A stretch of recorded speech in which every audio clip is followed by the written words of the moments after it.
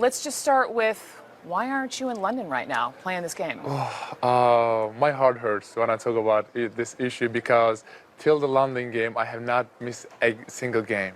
And when I talked to my team and the front office, they said, you have to miss a game, and because we don't want you to go to London because it might be a very big issue. And I even told them I want to play with my team very bad because I don't feel safe there. What is it that you have done, that you have said, that would make you not feel safe, that makes you think you could be arrested, could be killed? Well, I mean, if you look at what's happening in Europe and all over the other countries, Erdogan's operations in all over the world. President Erdogan, head of Turkey. Yes, and Turkish government is very famous for hunting down people who talks about the government and Erdogan. That's why I was scared of his long arms, that my life will be in danger. You believe that if you were to leave the United States, that you could be killed? If I step outside of America, yes, but I feel really safe in America. Last month, the Turkish foreign minister said that the Trump administration is working to extradite the cleric who you follow, Fethullah Gulen. Yes. However, we should point out on the U.S. side, there has been no sign from Washington that the U.S. is moving ahead with this. What's your response to that? Well, I mean, Turkish government has been now trying to extradite him for 5 years with no evidence. And I visit him once every 2-3 weeks. And he's a, old man who lives a simple life in Pennsylvania. And if I look at him, he doesn't even have a parking ticket. So there are rules and laws in the United States. So that's why I don't think that will happen. But apparently, because of your following him, that this is why the Turkish government believes they say you're a terrorist because you support this cleric who Erdogan blames for that coup in 2016. So what do you say to that? Well, I was with Mr. Gulen in the coup night in the same room.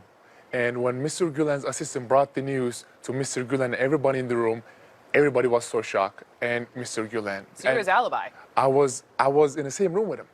And everybody was so shocked, and Mr. Gulen was so sad. And I remember with my own eyes, all he did was sit on his chair and pray for his country. Are you concerned because of, your relationship with him, the things that you have said, that you could be extradited? Like I said, like Mr. Gulen, I don't even have a speeding ticket. I don't even speed in America. I'm trying to become an American citizen, and I hope in 2021. But I didn't do anything wrong. All I did is try to be the voice of all those innocent people.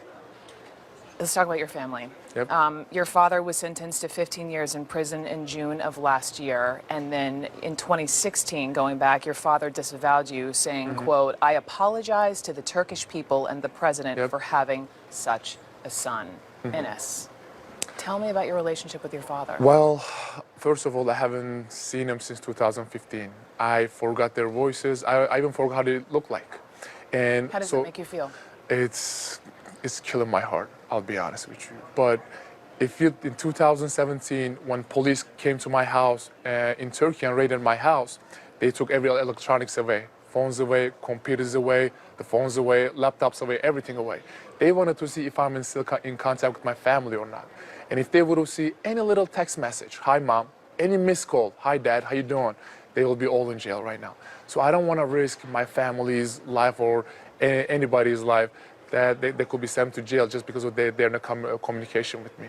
But for your father to say, apologizing to the Turkish people for having such a son. Well, they had to put a statement out there or they would be all in jail. And then, it's very sad because, like I said, in the end, those people are my family. I want to talk to them. Of course I love them. I want to reach out to them. I want to talk to my mom. And my mom probably worries so much about about everything, what I'm doing, what I'm eating, if I'm cold or not, if I'm sick or not. So that's why it's very tough. You were on Capitol Hill a couple of days ago. What are you asking from the U.S. government? What do you want? Well, I met with lots of senators and congressmen, and they were very helpful. We talk about the extradite, we talk about the Interpol, we talk about all the issues, and we talk about the Erdogan using his power to abuse human rights in Turkey. And I was very shocked that because I was talking about this stuff, they stopped me. They're like, "Don't worry about it. We already know all this stuff."